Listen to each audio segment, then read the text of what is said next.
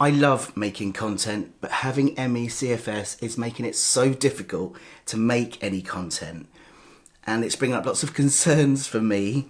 And so before I share any more content, I have something that I need to say first. Hey folks, it's Finn. Welcome back, lovely people. Thank you so much for tuning in to another one of my videos.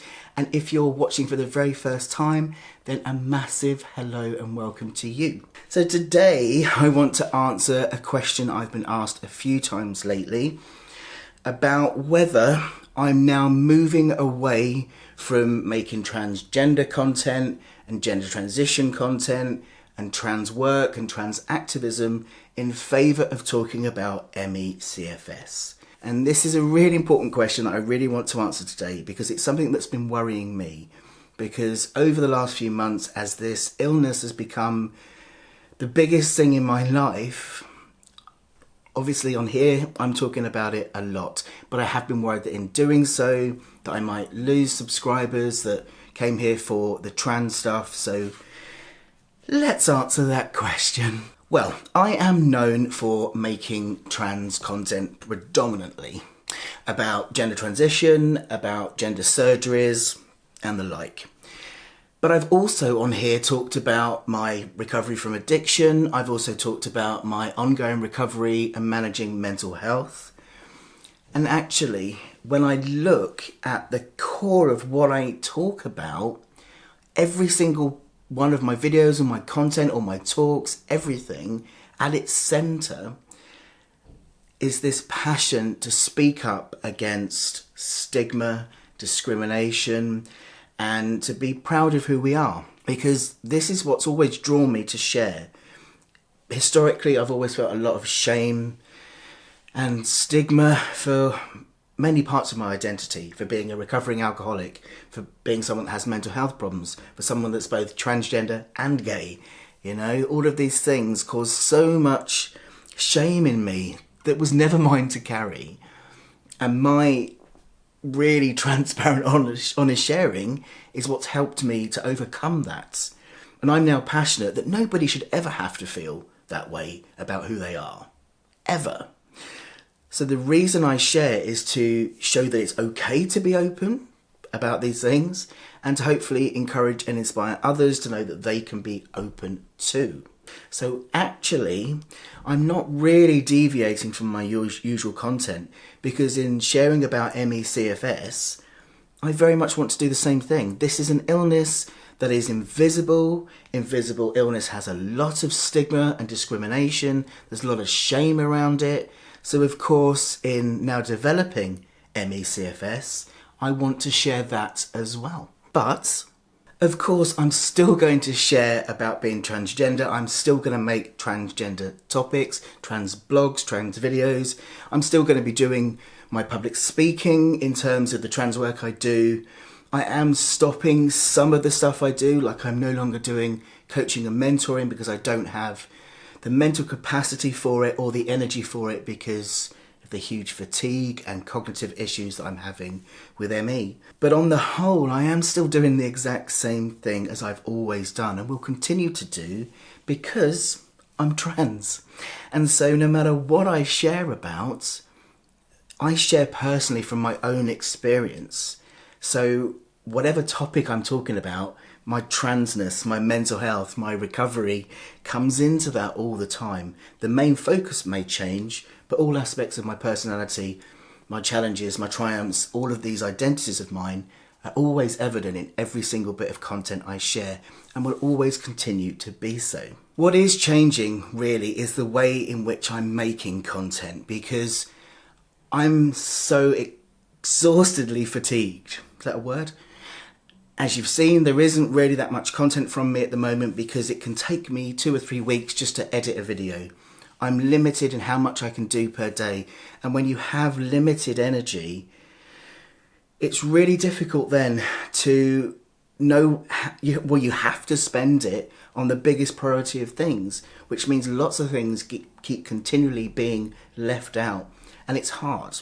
I have about 4 hours a day energy that I can spread out throughout the day on my best of days. Most days I'm on 2 or 3 hours of activity before I've just got to stop. So this is making it really difficult to make any content, because usually what I would be doing is switching between different topics, so there's always a big variety on my channel, and I guess that is what's really changing at the moment. And that's for 2 reasons really. It is because I haven't got the energy to make lots of videos, so when I am making videos I want to talk about the latest thing that's happening in my life with CFS. But it's also because I think my focus in sharing is changing. And what I mean by this is when I first started sharing, when I first discovered I was trans and decided to share it, I shared it because I just needed somewhere to process what was happening for me. I wrote journals, but I couldn't document it in the same way. So I decided to make videos because that's how I discovered myself to be trans, was in YouTube. But also I wasn't seeing people my age who were transgender. So it was partly to share my own narrative in the hope that somebody might see it, but mainly to document my changes as a place to share myself and perhaps make some friends. I had no idea I'd make 19,000 friends. I fell in love with doing this. I've got a skill for doing this. I've got a skill for speaking. It's been an amazing thing for me to discover this. What was even more amazing was that I discovered I could turn this into my job by sharing on here, public speaking, all of these things, sharing my story has become gradually my full-time business. And in doing that, I've changed the way I've done things. So I went from making content for myself to making content for others. So I would start thinking about making sure I was creating evergreen content. So stuff with information and advice, it was still personal experience, but it was more structured. And I would make sure to do a trans video one week, then a mental health, and so on, to mix it around. So that it became more business focused, if that makes sense, than personal focused. This is turning into a waffle. But now, with this limited energy I have, and with lots of symptoms that make it really difficult, I can't do that. If I did, I'd never talk about ME, because I'd be making a trans video, then I'd be exhausted for 3 weeks, then you'd get an ME video, then I'd be exhausted for 3 weeks. It's not workable right now for me. And I'm really pulled at the moment to make content for me, because this on YouTube is where I made sense of myself. Gradually, by my sharing, interacting with others, I came to understand myself, understand my journey, gained support, all of these things that I was lacking in the beginning. Trans Mountain was massive.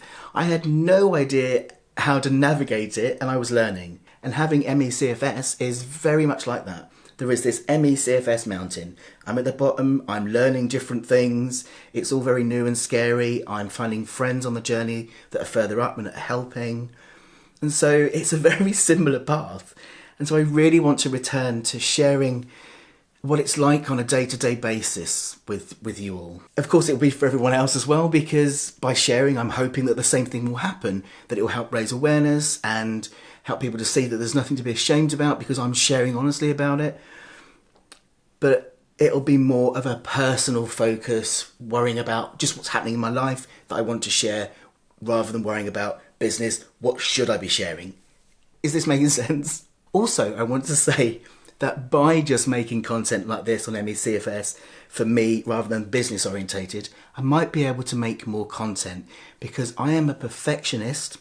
And if I can relax that a little bit and just make content for me and not worry about it, perhaps you'll also get more content, and there's a bonus. Some of this is also around looking after myself, because as I've shared in previous videos around this illness of mine, that there is a lot of trauma tied into this. There is a lot of just the years of stress, those years of the undiagnosed and unacknowledged gender dysphoria that caused me to have such huge anxiety and low mood and turn to alcohol and drugs. All of that stress has a deep effect on our bodies. I was never really aware of this, really. I was aware very much, as I said, about the mental health side of things and fixing that, but I didn't think about the lasting effect on my body. And so I'm now having to do a lot of work on myself to reset my nervous system, to put myself in a relaxed state where I'm not stressed. So as much as I'm deeply affected on a daily basis about all of the stuff that's going on, especially in our country at the moment, around trans issues, trans rights, it's so tough. But I'm not really able to get hugely involved in it right now because I need to look after myself. It's the analogy that I've used many times, people remind me of.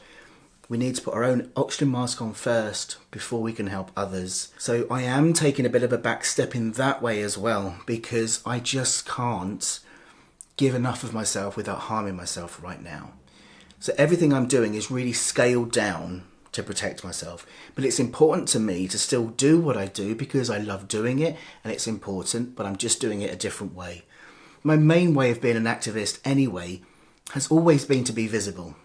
Because I do truly believe that that is one of the best ways to fight injustice and prejudice and misunderstanding, because people can spread lies and hate about trans people, for example. But then when you meet us in the flesh, you realise that actually we're none of those things. And that happens every time I do a talk. You know, people are just amazed at just how normal we are because we're people. So visibility in itself is powerful. And that's what I'm continuing to do. I'm still doing public talks. I'm just doing a little bit less of them. I share my story. So it's not really as stressful as kind of the fighting stuff. It's just sharing my story honestly and visibly to change things. And I'm still continuing to do all of that. I'm still continuing to write, just at a much slower pace. And there will still be videos. It's just at the moment, my health has to come first. And my need to share about this CFS is what I want to do for now. I'm learning that it's all about doing what brings you joy. That's what recovery should be. It should be lowering your stress, doing what we absolutely base have to do to survive, but then making sure everything else is about focusing on joy to let our bodies heal. So, without a waffle, in a nutshell, yes, I will still be making trans content. It will just be alongside the CFS stuff for now, but it still will be happening. In the meantime, there is loads and loads of videos here on my channel and loads of blogs on my website about gender transition, about lower surgery, about top surgery, about mental health. I've got tons of stuff. And of course, you can still find me on social media where I'm still often talking about being trans and sharing things about trans lives and what we go through and so on. And no doubt as I navigate this, I'm going to be looking at other ways I can do the content I used to do, just perhaps in a simpler way. So for now, bear with me. I'm sure, I pretty much know that my followers that have been there from the very beginning, the real true Finn fam, just want to see me and want to hear what I'm going through. And I'm really grateful for that. And hopefully everyone else will just stick around for this next part of the journey. Waffle over. I hope that made sense. There will be a blog about this on my website as well, a bit more detailed, especially for those who are looking to work with me, public speaking and so forth, to explain this a little bit more eloquently, less waffly. Thanks for watching, take care of yourselves, and I will see you very soon.